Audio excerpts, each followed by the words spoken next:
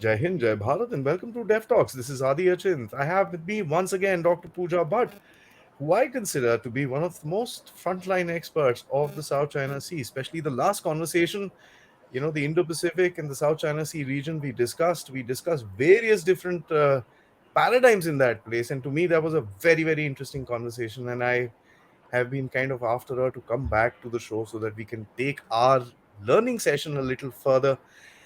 Thank you so much for joining me, Dr. Madam, and it's always a pleasure. Let me assure you, the little interaction that we've had, it's a pleasure talking to you and learning from you. Let's begin our show with a bang. Thank you, Adi, and it's always good to talk to you also because our last conversation was fantastic, and I was looking forward to another interaction, and I'm glad it came up so early. So yes, any good to Ma'am, discuss. I want to ask you, what is your before we just dig deep into the tactics of it and this and that, the geopolitics, what's your gut feeling of what's happening? You've studied this, you've done a dissertation, you've written thesis on this area, you've been talking about this for a while now, and by the looks of it, you're doing a lot of study right now as well. What does your gut tell you? What's happening in that region? What's happening in the China part of the Indo-Pacific? So I think I have maintained this, and I think partly I spoke about it in my last talk also, that China is dead sure about becoming the next superpower. It's Hmm. hook and crook. It wants to be that. Whether it competes US or it surpasses US is something we will yet to see. But that is its ultimate aim. So it will try every possible way of doing this, economically, militarily, multilaterally, because multilateral institution presence is another very powerful tool that most of the powerful countries use. P5 is P5 for obvious reasons because it in the end tells you that you are one of five of the most powerful countries who take decision for the rest of the world. So, and rest of the UN based organizations, when you're member to it, when you're heading those talks and all that. So I think China is trying to approach all these gradually but very powerfully. Economically, if I say, they are doing a pretty good job because when rest of recently after COVID and the US China trade war, entire world said we will cut off our trade deals with US or with China and will not trade. And then 6 months later, you see, Macron going back, and then Latin American leaders going back, and African leaders having talks with China. Everyone is going. Even US itself, I think in last 2 3 months we have had all the high level visits to talks with China, despite Chinese are not able to visit US and meet them otherwise. But I think so China does know that they do hold a very important role in the international economy, and nobody can afford to cut off from them. Similarly, at the military level, they, whatever quality wise you talk about the military is a different thing. We can write thesis on these, and a lot of experts are talking about the quality of Chinese, defense Hardware. increase, that Hmm. hardware that we are seeing, and the numbers we are seeing, nuclears and everything. But as it's rightly pointed out, that even the quantity has its own quality. So we are still, world is taking that very seriously. So I think in the end, we are seeing militarization of the region. We are seeing not only China getting militarized more, we are also seeing, because of China, because of the threat of China. I think CIPRI last 3 4 years continuously has come out with this report that Southeast Asia and South Asia are the more fastest growing militarized Hmm. regions of the world. Hmm. We are buying a lot of military equipments. All the countries in Southeast Asia, they are doing. So we are seeing it's just not what China itself is doing, but the kind of global impact they are having. I think you've led me into my next question, which is the over militarization, and that's something that we wanted to discuss when we kind of set up this show. We see two aircraft carriers of the Americans. We see the Chinese with whatever carriers and this and that. I don't want to get into that discussion of how good they are and this and that, but just the factor of the presence of these flotillas within this small region of the world. It's not that expansive or anything like that. You've got the Philippine Navy, you've got the Vietnamese Navy, you've got the Malaysian Navy, you've got the Taiwanese sitting there, you've got the Japanese sitting there. Um, we also know there was a very close brush off, purposefully or not, different discussion, 150 meters away between a American and a Chinese ship. To me, this is over militarization, and I mean, my channel is predominantly taken up by military voices, but military mistakes do happen, right? And it may not be geopolitically required at that time, but if a mistake happens, what happens after that? Okay, so that's a very interesting question. So currently, we will try our best to have those, hotlines Yeah. to remain open, and all the kind of communication to remain open. If you must have heard the recent Shangri-La dialogue, I think every country except China was hell bent and repeating again and again, including US, Australia, and other regional countries, that the lines of communications between US and China should remain open. Yeah. However, China never said that. So I think that is their primary objective. That even in the worst case scenario, the communication should remain open. At the same time, if you remember last year during Shangri-La time, we also had a negotiation between US and China into a code called Code on Unplanned Encounters, Hmm. Qs in short, right? So Qs was all about that if certain unplanned encounters happen, what are the SOPs the both navies will follow, and to de-escalate tension and not getting into a war kind.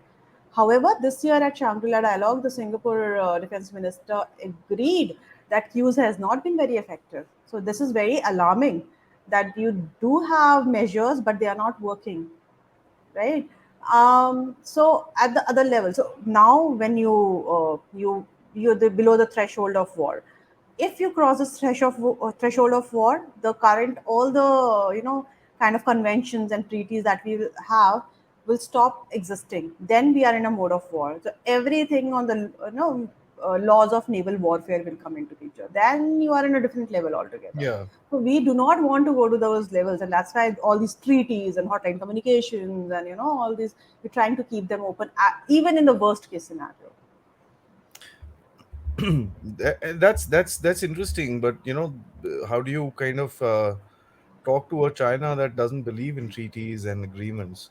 And that's just a counter argument to what you're trying to say, because we in India, if you look at it from any Indian's perspective, we'll say, "Yaar, 2003 agreement tod diya, 2005 agreement tod diya, all the confidence building measures that you took on the LAC, you broke them." And again, if you look at it from the US's perspective, you'll say, "Yaar, I've been asking for a meeting between Li Shangfu and Lloyd Lloyd Austin. Austin. Hmm. It's not happening. Hmm. Blinken is not getting permission to go there. He keeps delaying his visit.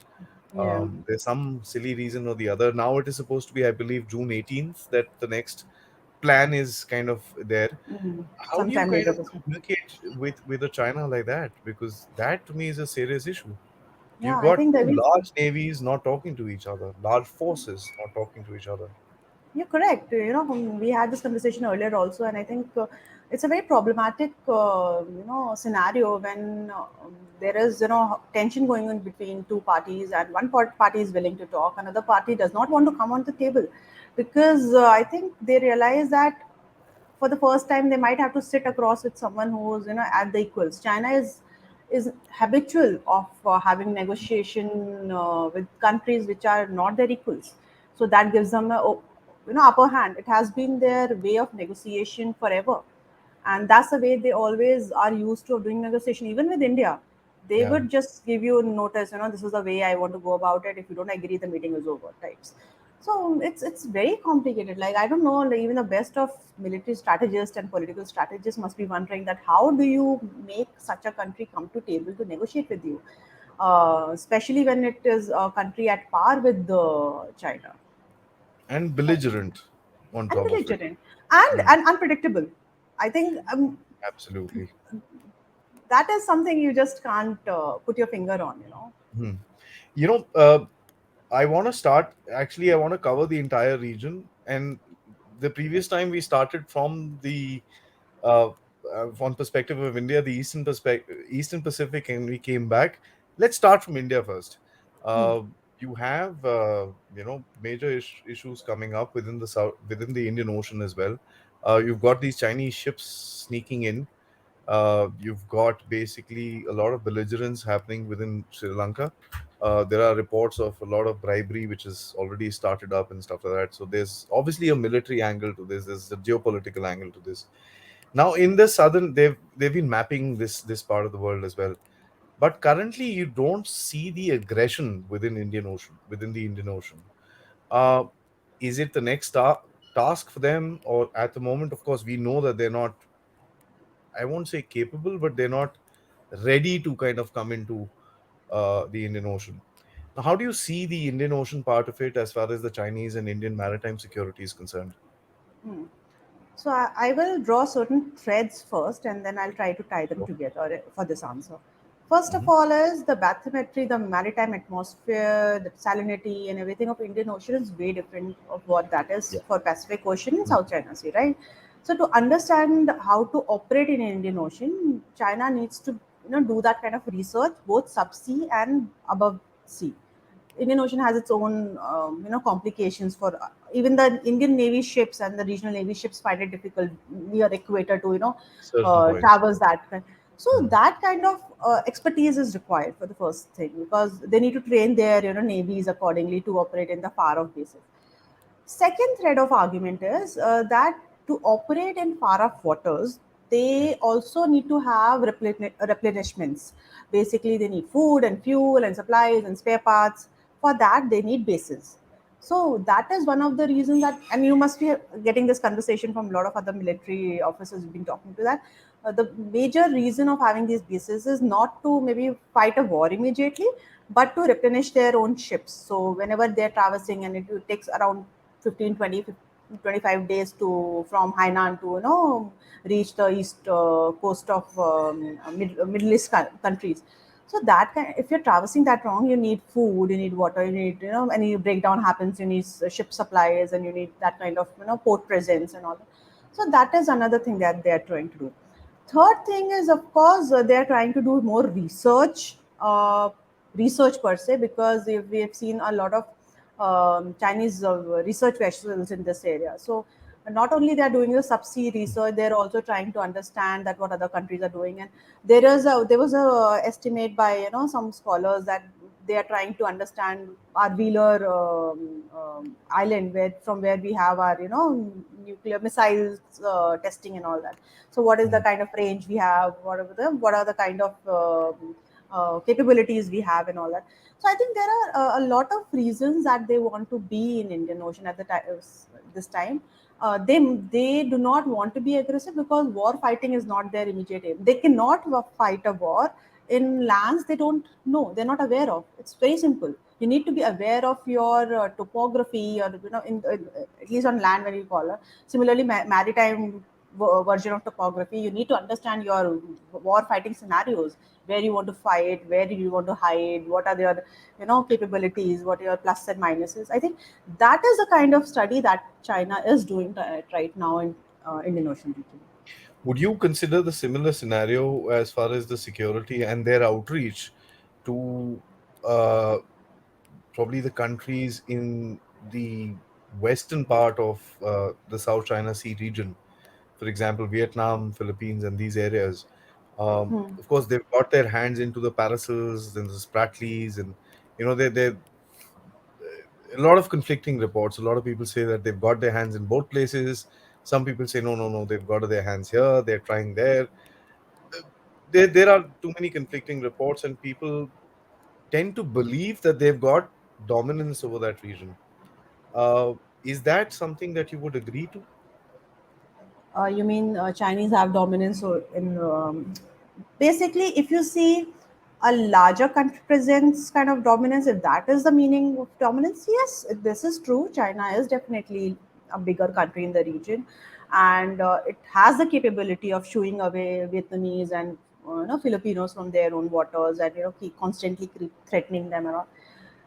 But it is also having a negative impact on their bilateral relations. So even if they're trying to that show that military impact, it's firing back on it. And now you see, earlier only Vietnam was vocal about Mhm. their cases with China. Now, last year or so, 2 years or so, Philippines has become very Very regular, vocal. very vocal. They constantly send. So last time I was having this conversation with a Filipino, someone on the top, and I asked her like, "What do you do when Vietnamese are there in your, sorry, where Chinese are there in your water?" And she's like, "We are constantly for every event we are trying to send off a diplomatic note for every single event." So that is the level of escalation. Like you do a bit of mischief in the waters, and we are sending a diplomatic note, which Yeah, adds up. Yeah. So I yeah, it think, does. yeah.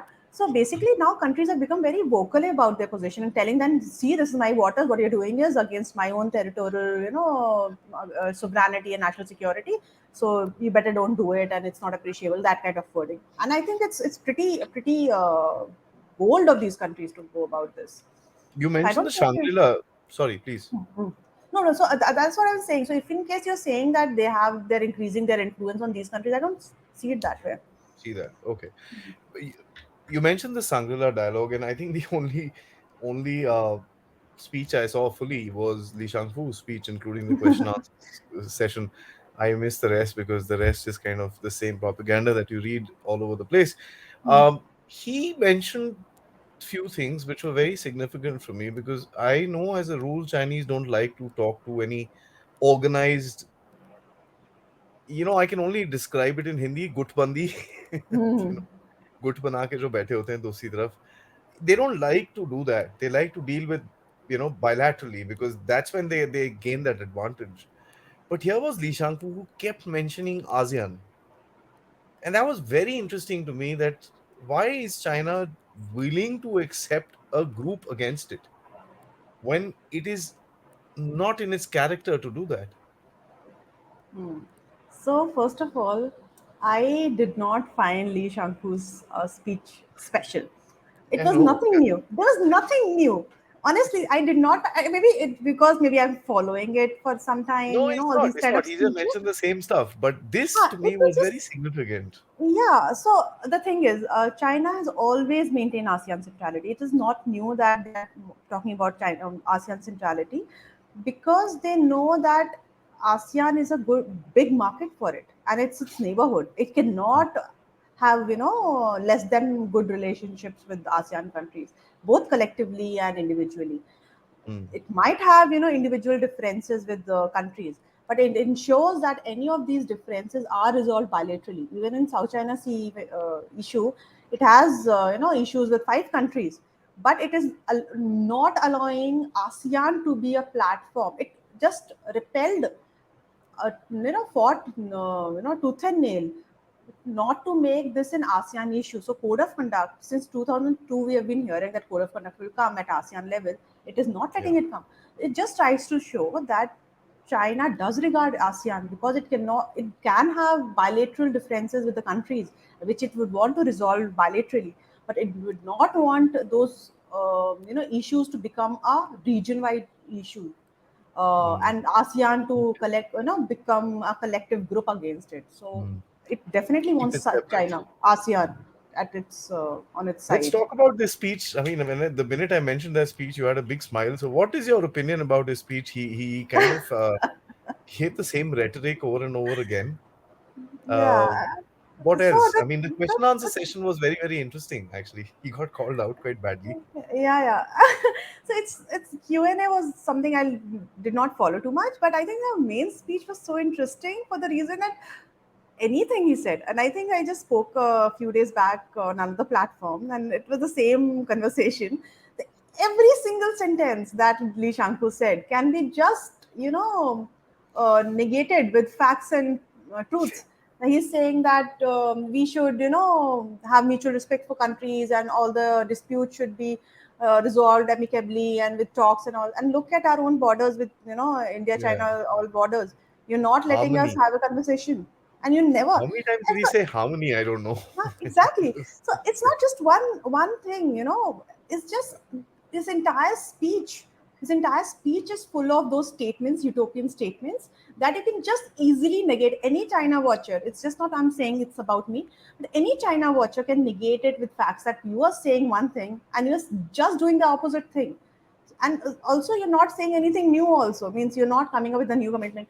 So it said very clearly. It said that it want ASEAN countries not to side with countries that are looking for. They should stand with the right side of history and do not to take side of those countries which are seeking hegemony. And look at itself. It's I think biggest bully and hegemon of the region.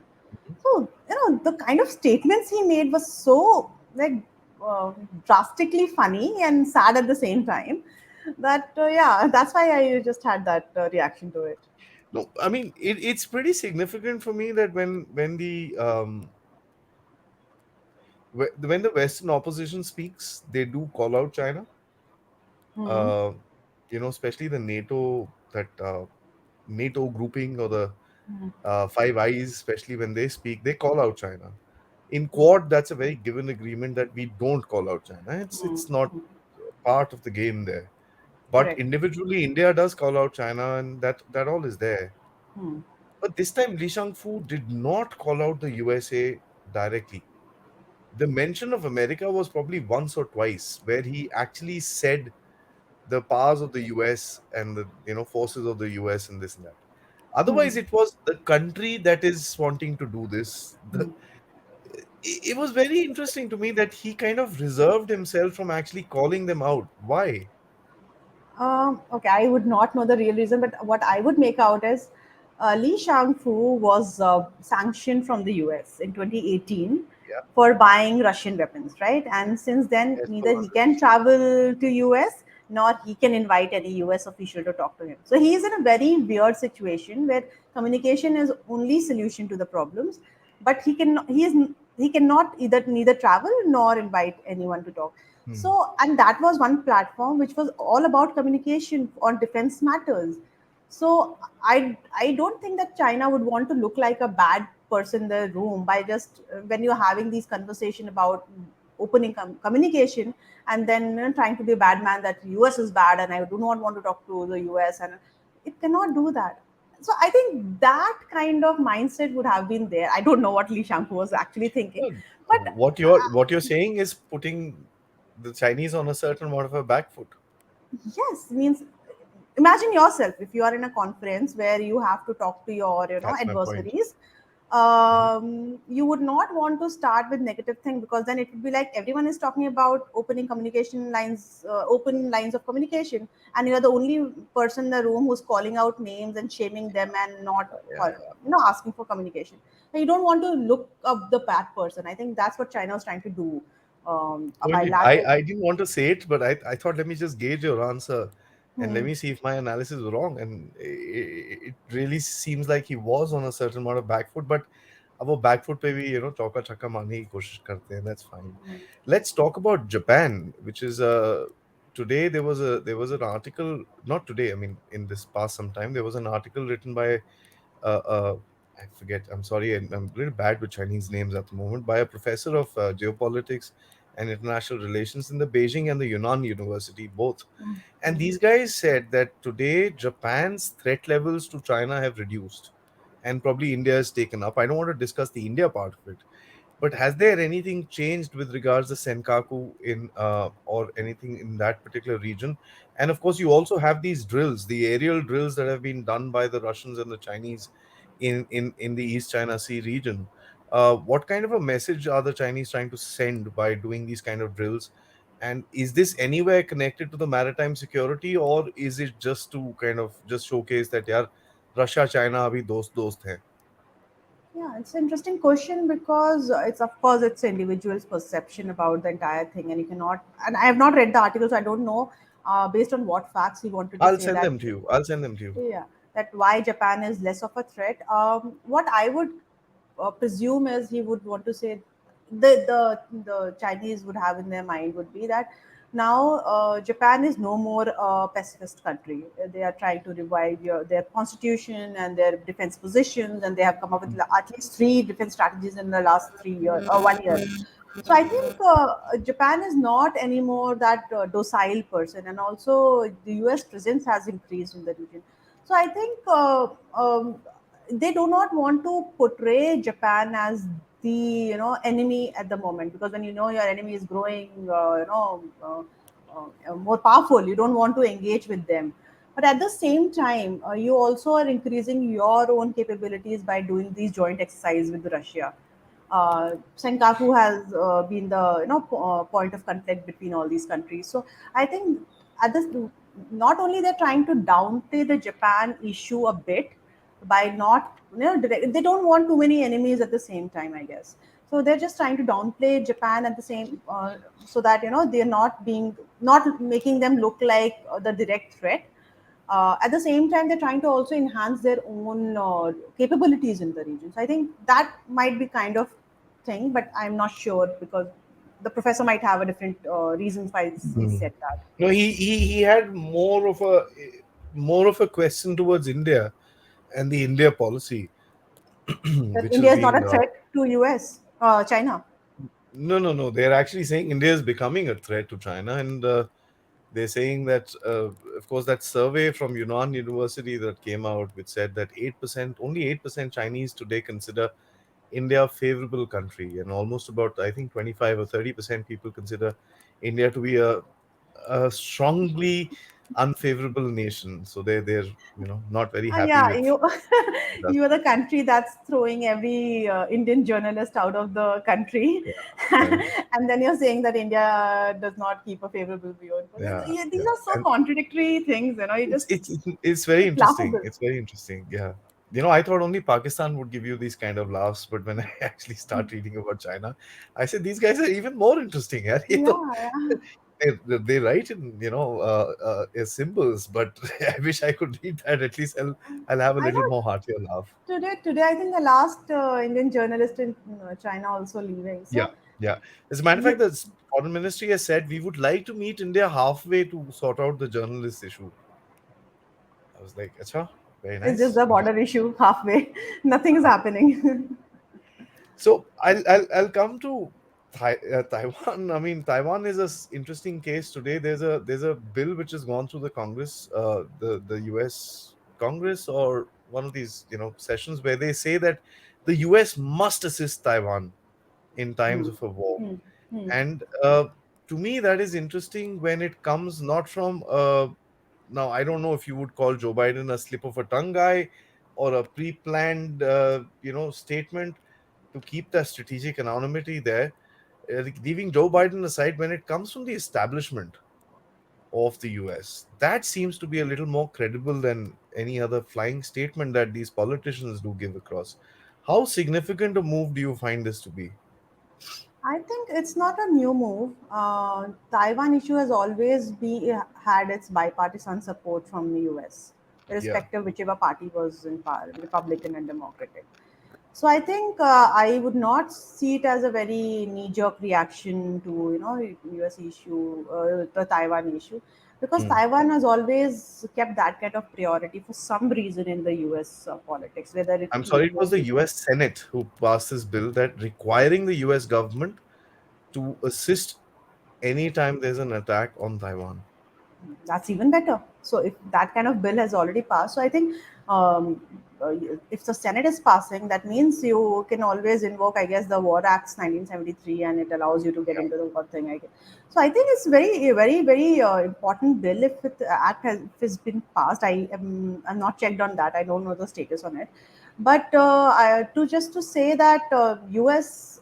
will the Taiwan issue will always get a bipartisan support if anything happens within Taiwan, irrespective of whichever leader. If it's today it's Democrats, it will get a few years down the line. If you have a Republican president again, you might have the same reaction from the government. In fact, I don't know Trump. Except Trump, I can't predict him. No one can. I don't think he can even. But moving forward, uh, that guy makes me laugh. But um, I'd rather have him than the. Anyways. Not on us. Not on us. Not on us. Yeah, yeah, We yeah. can't This is choose still them. YouTube, so let's let it be. Let's let the conversation be right there. China, at the end of it in the maritime world, do you think? Okay, let me ask you this: the Chinese at some point of time will have to make a decision, right? They'll have to pick a side. And I asked you this last week as well. I want to twist that question and ask you again and try and see if I can get out some more information from you. The Chinese will have to pick a war, right, to establish the hegemony, and that they have to do. They'll have to pick one bully out of the lot and kick him down. Uh, will they try and do a maritime uh, this thing? Because the if you look at it, the strategic gain that the Chinese get when they do a maritime operation of any sort, for that matter, is much larger than a small border skirmish with India. They'll probably, and I'm saying this with all humility, in case they do, and I don't think that'll happen. In case they do prevail, they'll probably gain a few kilometers here and there, which is not much to show, and it's against one country. Whereas a maritime operation of any sort would affect the region, the larger region. And I'm not pointing a finger at Taiwan itself. That's one part of the game. Uh, do you think it's more likely to kind of take a panga within the maritime domain rather than the land part of it, because the giveaway would be much better? So I will question the presumption of this question, that why do you think that China would want a war in its own region? We had this Fantastic. conversation last time Yeah. also, Yeah. that why does the China would want to have war with the people it wants to have its peaceful relation and trade with? In the end, though all those countries are its major markets at the time. So I do not, and any kind of war or confrontation with these countries will just multiply, I guess. I even if we take the Ukraine example, hypothetically, that in the end Ukraine had to fight its own war, all despite all the NATO saying everything. But NATO and US did help Ukraine Hmm. in terms of supporting with the weapons, in terms of supporting with information, intelligence, which is a major thing for a prolonged war.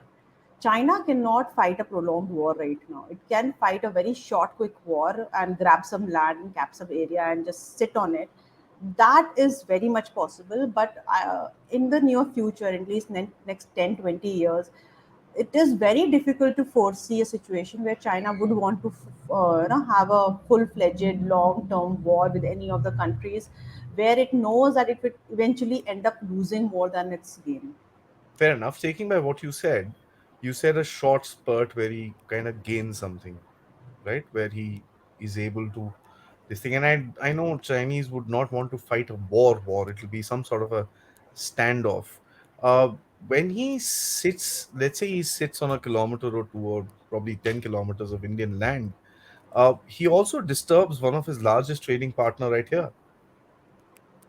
Hmm. So it's Right. not the game would be either ways, right? So he's going to disturb trade anyways, and with his belligerence the trade is going to get disturbed.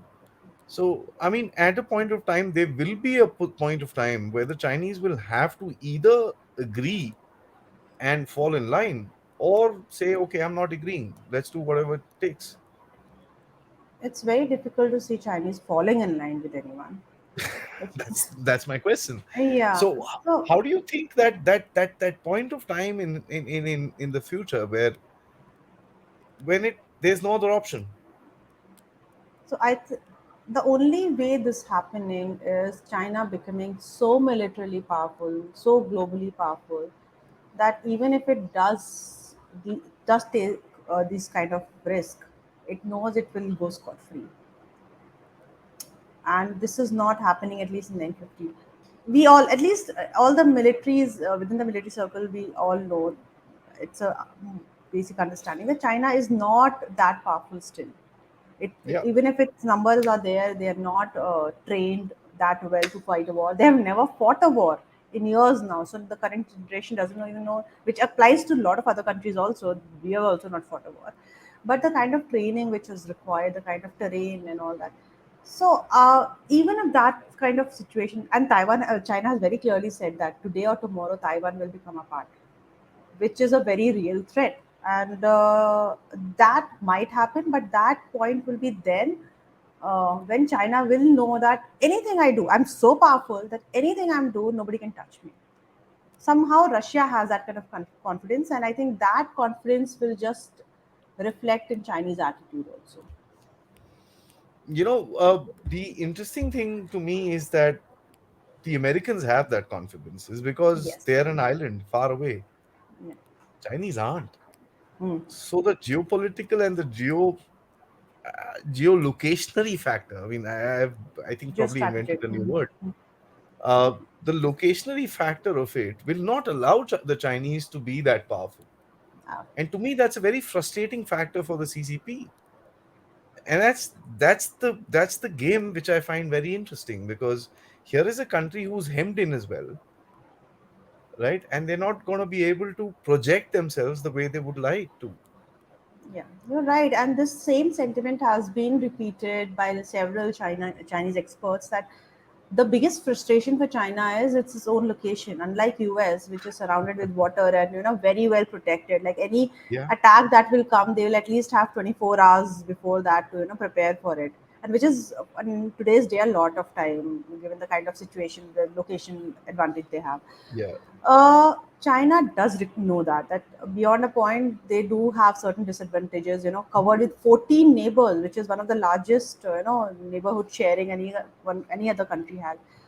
So I totally agree that this must be a frustrating point, and I am not very sure how China. The only ways that China can overcome it, this issue is being economically more powerful. That you are so powerful that no country wants to, cut off their relationship with you, which is it's happening right now.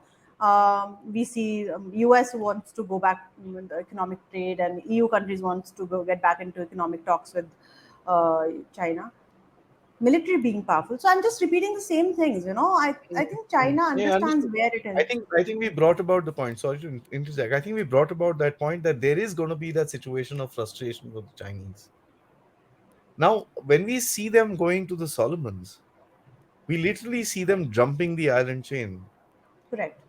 right? And so that's a very interesting strategy. You the Americans look this way, and you've made them look the other direction.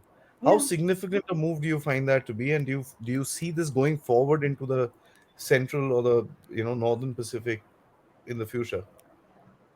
This is a very interesting way that China has played, and we spoke about it earlier. Also, there's a game of mahjong, and basically you try and skip your enemy over, Yeah, we one the by game bit. of we. Yeah, Yeah. yeah, So we skip our enemy like that, and then that's the way we yeah, cancel our yeah, enemy. So it's a very significant, very intelligent move that you sandwich your enemy in between. The way they are trying to do to you, that basically you are at one end, your partners are at another side, and US and Guam and everything is sandwiched, in between, which is a very interesting strategy of working. But at the same time, island countries are no fool. They don't want any military aggression when their own existence is in danger. PM of these, what was it, Vanuatu or one of these island countries, they said you are fighting your war for these geopolitical reasons, and in next 10-20 years we might not be even there on the face of planet. So that is our ah, existential threat. mm, So mm. these kind of issues Island that ideas. they are, yeah, that is the kind of security angle that they are looking. That China must be looking at a different security angle. For these island countries, the security angle is absolutely different. For them, their own existence is the first human security issue. Like for war, though we'll fight later. Pehle we Mm. should survive, right? So I do not think that even if China tries to build up its bases and whatever, that they will be ever be used for against US for a war. Also, we have Australia on the other hand. So Australia is also very powerful there, given the US presence itself, and Australia's own military and defense strategy has revived in the last 1 year, and they have become very cautious with AUKUS and everything coming up. So there's a lot of flux going on. Each Lot of flux, everyone yeah. everyone trying to Outpace the other. one-upmanship outpace Mm. one other, and one-upmanship is going on, that you Yeah, are yeah, doing yeah, one, I'll do plus one yeah. kind of thing. And that's one of the reasons why I want to kind of focus on this region because I find that the world's geopolitics is going to shift. The Ukraine thing is not going to last for very long the way things are going right now. And with the G7, and last time we spoke about this, there's an evident shift coming this way. they've changed this tactic, what decoupling, say de-risking and this and that. That's a nice way of marketing it, but the focus is Diplomatics. gonna, yeah, that's there. Now when I see, and this is where I kind of, it's a great update, by the way, what we've spoken today. We've actually topped off, it's like a cake that we've put the icing on it today, where we've actually been able to take an update as to what we spoke about last time. So I request the viewers, please watch both the things so that you'll get an update with regards to this area. A lot of people say, yaar itna dur hai, humko kya karna hai saab. If you want to be a regional power, and if you look at it from the Western perspective, India is supposed to be the net security provider of that region going in the future. So that's a big thing. My last question to you would be about the strategy that these individual nations would be taking in. Of course, ASEAN is one thing where they are negotiating with China. Each one of these nations have their own priorities and their own issues. We've got Vietnam that has a, I mean, the Chinese are scared of. Let me just say that. You've got the Filipinos who, yes, who've kind of toughened up now, but it wasn't the case before Marcos came in. You've got the Malaysians who are doing a lot of cooperation with the Chinese, but are damn pissed with them with the island strategy that they've done. You've got the Indonesians, which are, which look around and say, "Yaar, my country is so widespread out. What am I supposed to do?" And he's one part of this particular grouping where I find that he doesn't come out openly, and because of course I can see the location of Indonesia, I can see the way it is spread out, and it's difficult. Now each one of these nations have their own priorities, and you've got Taiwan, which is like the, the Ticking bomb. yeah, ticking Ticking time bomb. bomb. Hmm. How do these guys see individually see this problem within their region, and what is their reaction going to be in the future? How do you see them developing themselves in the future? Will all of them have a aggressive this thing, or you'll have one chap being a little docile, and the same way that we're going right now? See, one thing that has clearly happened in the last few years, and it's a trajectory that I've been seeing that um, initially all these countries were very involved with their self protection because all these countries are within turmoil of inside their domestic politics is a mess, and they're taking care of their immediate security issues. Filipinos Yeah. were till now taking care of their insurgents and drug The trafficking Islamic and all these. terrorism, they had a huge challenge. Yeah. Yes, yes. Similarly, all these countries, Indonesia and all that, they were so inward looking because that was the security issues, right? You have so many issues within yourself, like just like India, that we were always inward looking in the northern borders because that's what our security threats were, Naxalites, Maoists, and all these issues. Once these things starts to settle up, which have been a parallel process for most of these Southeast Asian countries in the last 10, 20 years for developmental reasons or whatever reasons you might call it. Now, and also the threat that Chinese have constantly presented to them. These two things are working together for each of these countries at different levels for them to now look outwards for their security issues. Most of these countries are maritime, and uh, I'm not considering the Laos, Cambodia, and these landlocked Mm. countries in this ASEAN region. I'm just considering the maritime countries. So when you have situations within your own country improving, you realizing that can be a major source of your development because you can do a lot more trade and you get connected, and also maritime is the domain where you face the most security threats. And when you see these perspectives together, you realize I need to have an outward looking policy, foreign policy, and which is predominantly maritime in nature. And this is what has happened with all these countries, that countries which never used to have any kind of maritime approach over the years, in last Yeah. whatever 5-10 years, you'll see a lot of their internal security documents, whichever country has whatever document, a lot of maritime related aspect has come in. Now they're becoming more maritime conscious again. A lot of them they were maritime, they had their consciousness, they had their trade. They're realizing maritime is the way to go in the future. So I think this is one trajectory that the entire region is going. But at the same time, they realize that after seeing the Ukraine crisis, especially, they realize they're on your own. When it comes to security, even if you are in one of those the best security arrangements and alignments, you might end up fighting your own war. So it's only better that you strengthen and toughen yourself up. That is one of the reasons why all these countries are going ahead with military exercises, buying more of platforms, getting themselves more ready in terms of fighting a war. They might not even have to fight a war, or even if they fight a war, they might end up losing it. But ultimately they know that the fight would be Yeah, their they own. have to fight. Yeah, they have to fight. At the best, US or any other alliance can provide them with some kind of information for delaying and the war, the kind of war outcomes they would be. But in the end, if I have to fight your war, and that's why you see a lot of these countries are all of a sudden they're expanding their defense budgets. Beyond that, they can do it. The GDPs do not allow them to have those kind of defense budget. It doesn't allow them to have buy more weapons over bread. So they're doing that kind of calculation because they realize that they need to have that kind of presence within the region, and that's what China has brought upon the region.